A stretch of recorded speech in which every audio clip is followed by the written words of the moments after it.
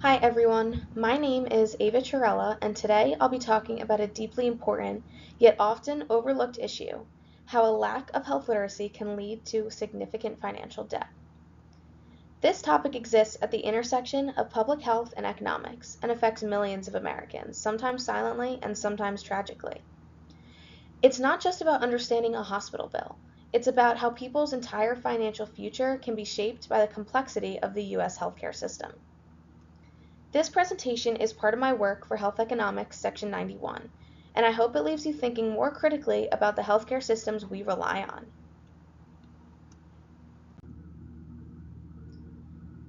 Here is how I'm going to be presenting my slideshow and the presentation outline. I'll start by stating the core question that guided my research. Then I'll describe my research approach, what sources I used, and what I focused on. After that, I'll walk you through some major findings from national data and academic studies.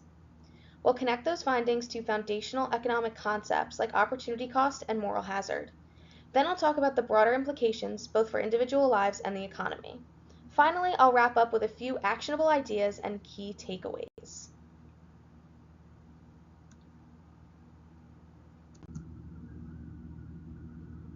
Now here is my main question. The question that drove my research is: how does a lack of health literacy contribute to financial debt in the United States? At first glance, it may seem like health and debt are separate issues, but they're not. In fact, they're deeply intertwined. Now let's imagine a scenario. You're 55, recently unemployed, and you've just been diagnosed with a chronic condition like diabetes. You have multiple insurance options, but they're complicated and full of terms you don't quite understand.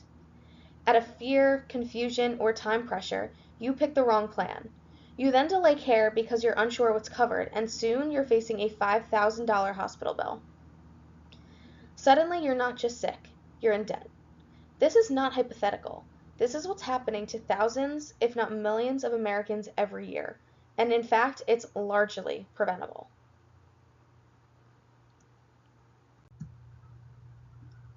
Moving on to my research approach.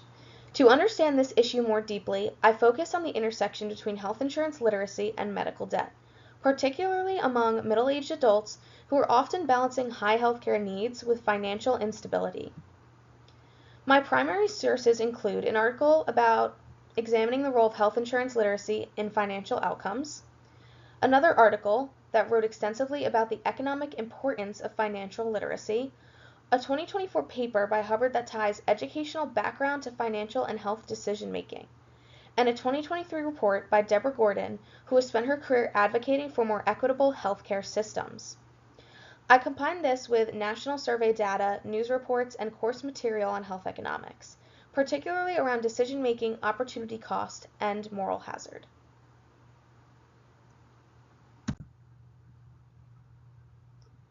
Now moving on, let's define what we mean by health literacy. According to the CDC, health literacy is the ability to obtain, process, and understand basic health information and services to make appropriate health decisions. But that definition still undersells the stakes.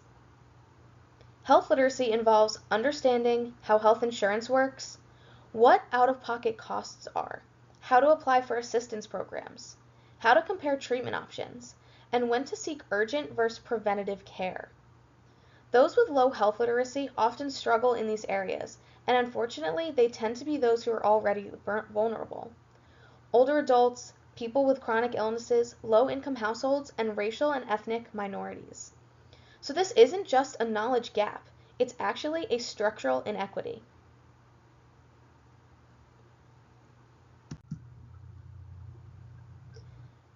Consequences of low health literacy. Now let's talk about the fallout. What actually happens when someone lacks health literacy? They may choose the wrong health plan, skip preventative care, avoid medical appointments, misunderstand their bills or overpay. They even might fail to apply for financial assistance or payment plans. Each of these mistakes adds financial pressure, and they tend to snowball. A skipped annual checkup might lead to an undiagnosed issue, which becomes a serious condition, which leads to emergency room visits and high treatment costs. Before they know it, the patient is facing thousands of dollars in bills, and often with no idea how to manage them. And this isn't just theory, it's a reality. According to the Kaiser Family Foundation, medical debt is actually the leading cause of personal bankruptcy in the United States.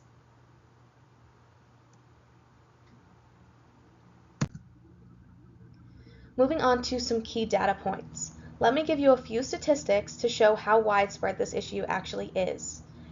A 2018 national survey found that 27.4% of middle-aged Americans had little confidence in their ability to afford insurance or out-of-pocket costs in the next year. In another study, only 14% of people correctly understood basic health insurance terms like deductible or coinsurance.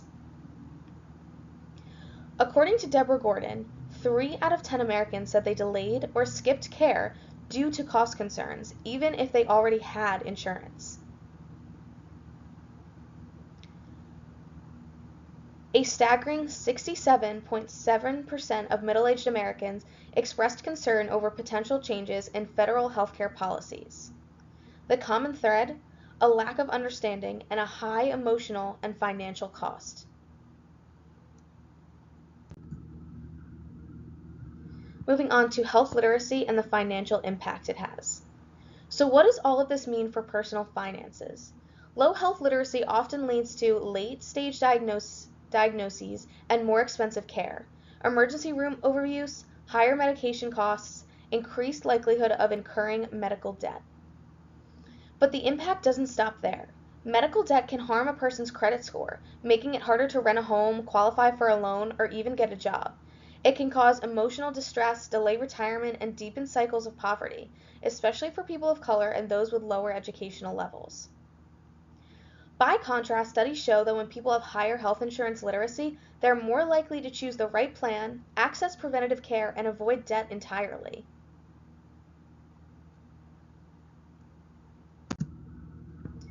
Now let's look at the economic principles at play.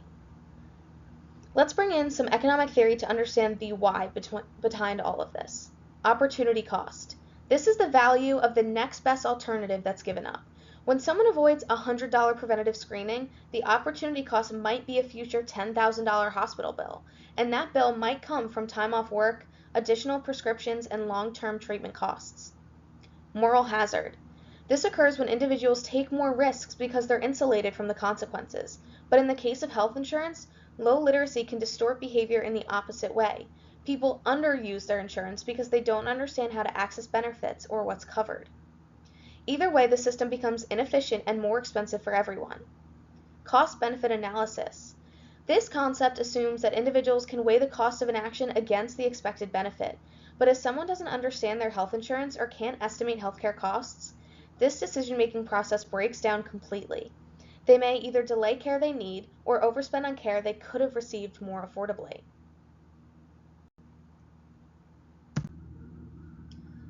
Now let's look at the policy implications. What can be done about this?